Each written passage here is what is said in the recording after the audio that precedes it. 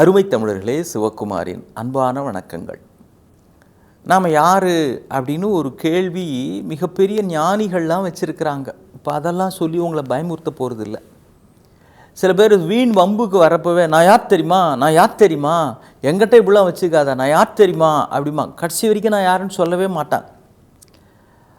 ஆனால் ஓஷோ அழகாக ஒரு விளக்கம் தராருங்க. நாம் யார் அப்படின்னா, நாம் சந்திக்கிற பிரச்சனைகள் நாம் யார் என்பதை தீர்மானிக்கவில்லை.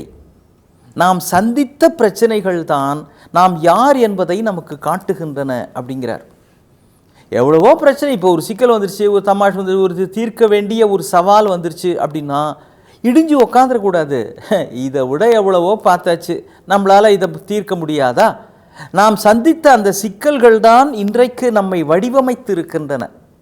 இன்றைக்கு நாம் எப்படி இருக்கிறோம் என்பதா அவைதான் நம்மை செதுக்கி இருக்கின்றன. எனவே எதிரே நடக்கிற சூழல், ஒரு சம்பவம், ஒரு சவால், இது எல்லாம் அது சவாலா, சாதனைக்கான வழியா அல்லது சிக்கலா என்பதை நாம் எப்படி பார்க்கிறோம் என்பதுதான் முடிவாகிறது. காட்டுக்கு ஒரு அப்பா பையனை கூட்டுக்கிட்டு வேட்டையாடுறதுக்கு போகிறார். தூரக்க ஒரு மான் ஒன்றை பார்க்குறார். அந்த பையனுக்கு அதுதான் முதல் முறை காட்டுக்கு போகிறதுன்றது. அவன் பார்த்துட்டு, அப்பா அந்த மான் எவ்வளோ அழகாக இருக்குப்பா, பார்க்குறதுக்கே ரொம்ப அழகாக இருப்பா, குட்டி மான்ப்பா, பார்க்குறதுக்கு அப்படியே நல்லா இருக்குப்பா, துள்ளி துள்ளி விளையாடுறது அழகாக இருக்குப்பா அப்படின்னா. இந்த அப்பா உடனே கையில் துப்பாக்கி வச்சுக்கிட்டு, இதை மட்டும் நம்ம இன்றைக்கி வேட்டை ஆடிட்டோம் அப்படின்னா குறைஞ்சது ஒரு 5000லேருந்து 10,000 ரூபா வரைக்கும் கிடைக்க முடியல அப்படின்னு அந்த துப்பாக்கியால் சுட்டுட்டார். இந்த பையன் அப்படியே சுருண்டுட்டான். அவர் மானை தான் சுட்டார், இவன் மனசில் அந்த குண்டு பாஞ்சிடுச்சு. ஏன்? வெளியே நடக்கிற சம்பவம் என்பது ஒன்றுதான், ஒரு மான் வருகிறது. ஆனால் இந்த பையன் அதை ரொம்ப அழகுக்கு உரிய ஒன்றாக ஆனந்தத்தில் அப்படியே திளைக்கிறான்.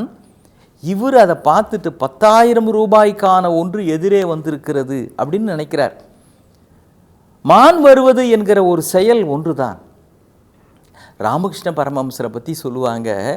அவர் அப்படி நடந்து போய்கிட்டே இருக்கிறாருங்க. ஒரு கோபுரத்திலிருந்து சில புறாக்கள் எல்லாம், ஒரு 10-15 புறாக்கள் அப்படி கூட்டமாக கோபுரத்தில் அப்படியே பறந்து மீண்டும் கோபுரத்தில் போய் அடங்குது.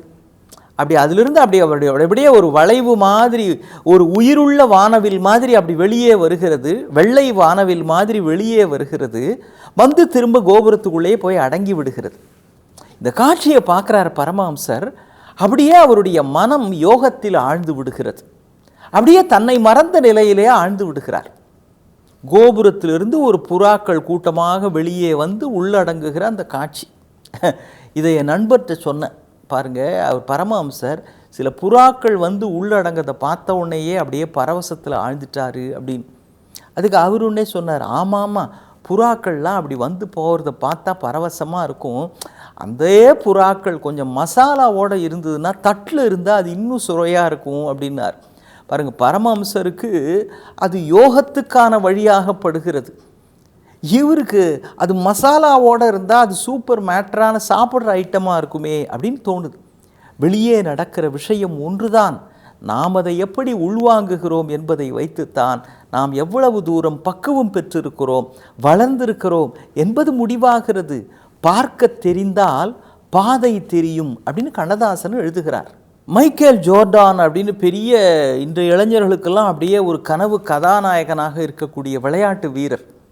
உங்களுக்கும் தெரிஞ்சிருக்கும், தெரிலனா பிள்ளைங்களை கேளுங்க, சொல்லுவாங்க, பக்கமாக சொல்லுவாங்க அந்த சாதனை நாயகனை பற்றி. பேஸ்கெட் பால் வீரர்.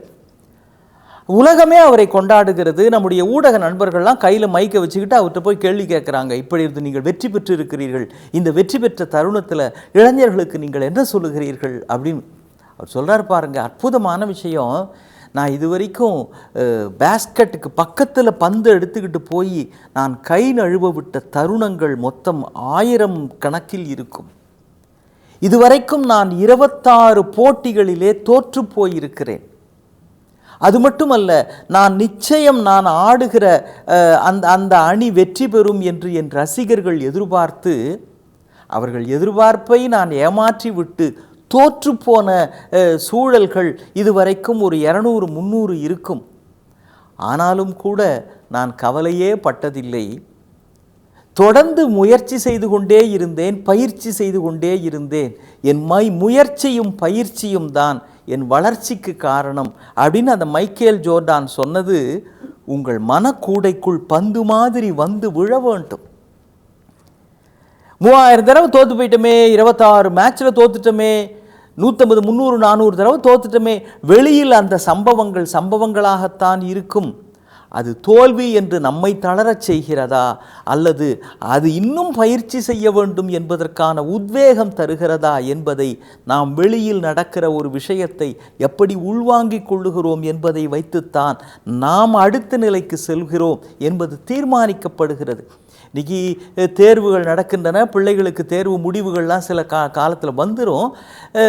சில பிள்ளைகள்லாம் இனிமேல் வாழ்ந்ததே போதும் இப்படி ஒரு மார்க்கானு முடிவுலாம் எடுக்கிறாங்க. சில பேர் நான் பாஸ் பண்ணதே பெரிய விஷயம் அப்படின்னு ஃப்ரெண்ட்ஸுக்கெல்லாம் ட்ரீட்டு வைக்கிறாங்க. தேர்வு முடிவுகள் வருவது என்பது ஒரு சம்பவம் தான். அதை உள்வாங்கிக் கொள்வதில்தான் பிள்ளைகளினுடைய எதிர்காலம் இருக்கிறது. தேர்வு மட்டுமல்ல, வாழ்விலும் அப்படித்தான். சில சமயங்களில் நாம் எதிர்பார்த்த மார்க்கு கிடைக்கும், சில சம்பவங்களில் நாம் எதிர்பார்த்த மாதிரி மார்க்கு கிடைக்காது.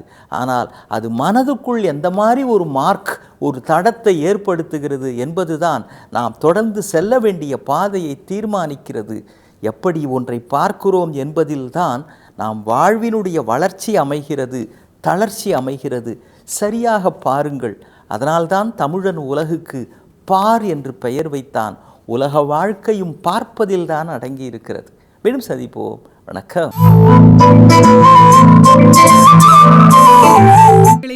சன் லைஃப் சேனலை சப்ஸ்கிரைப் பண்ணுங்க.